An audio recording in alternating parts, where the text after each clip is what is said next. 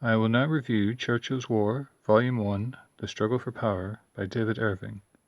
I have reviewed other books by him, as well as by authors like Jason Cunha and Dr. Edward Dutton. I reviewed specific metrics in those reviews, and I review them here.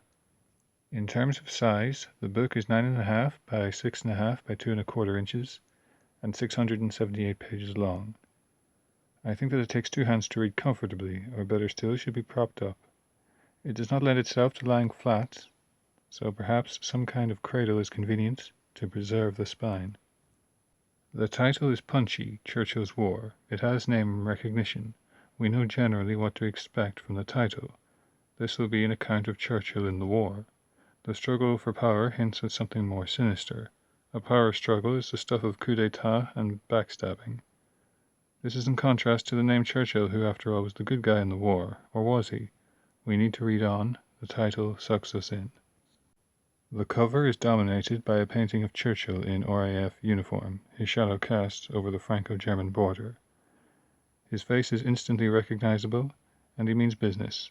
The uniform is impeccable, the tie done up, shirt buttoned. The lettering is gold and shines against the shades of blue in the uniform. The title leaps off the cover when the light catches it, otherwise it is unobtrusive. The author's name appears in black against the light blue of the North Sea, though the font is quite narrow. The spine is a flat purple, a soft color that is easy on the eye, while the gold lettering helps to make it stand out from a bookshelf.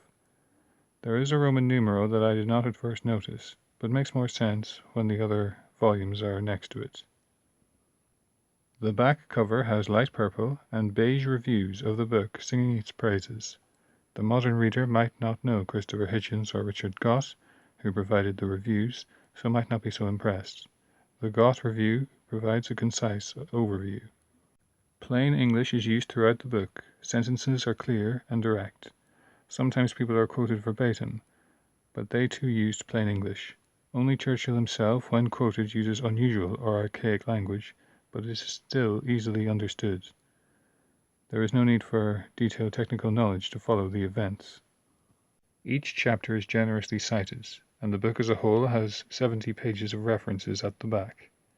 It is worth reading through these citations, as some of them have explanatory notes of their own. Some pages throughout the book have footnotes in their own right at the bottom of the page. These are typically asides to provide the reader more context or background about a specific event. A number of pages are dedicated to photos, mainly of key players in the events covered. It is a history of a man and his men, rather than of war and battles. It is noted within the book itself that the style is not strictly chronological, even though it is a historical book. Sometimes it is easier to stick to a theme and rush forwards in time to complete the thread than return to the chronology, like going from 1939 to post-war and then back to 1939 in order to finish off a point. Lengthy quotes are presented with indented paragraphs to distinguish them from the general narrative. This is useful, but sometimes the reader can miss when such passages end. People are sometimes quoted with quotation marks instead for short quotes.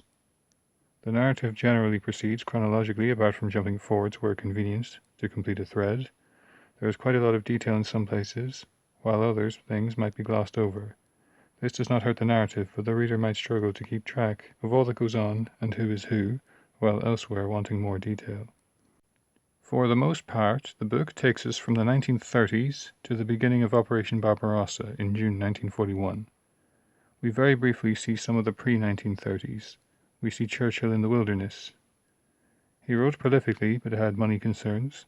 We see his reaction to a rising Germany, and his role as part of the Focus, a pro-war with Germany pressure group.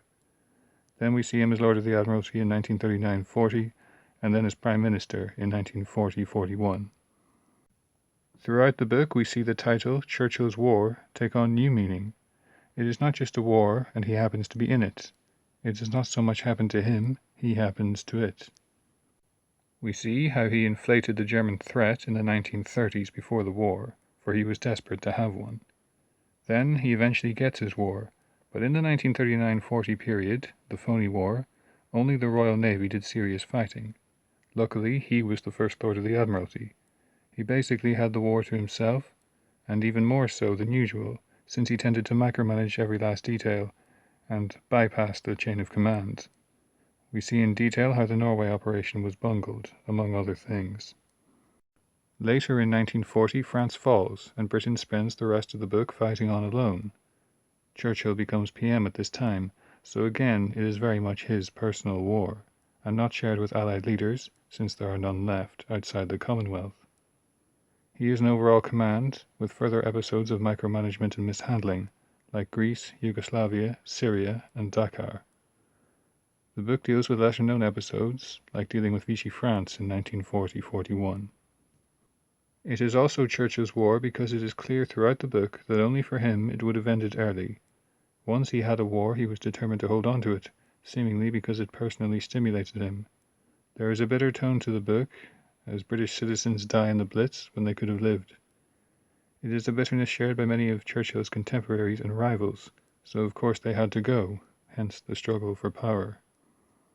We see details that have escaped the general understanding of the war, like how Churchill had access to secret German communications from early on, and had essentially foreknowledge of everything upcoming, or how Churchill immediately bet everything on getting the USA into the war as soon as possible, no matter the cost. We see how the cost spirals in 1940 and 1941 without any US entry. The only person who seemed to want or benefit from the war was Churchill, and we see in the book what it was costing everyone else. The book is well written, well expressed, fabulously detailed, accessible, and engaging. Even people with above average familiarity with the war ought to find portions, large or small, new and interesting. I was able to buy the book very cheaply by happy coincidence of special offers, but I enjoyed it, and is well worth the full price of admission.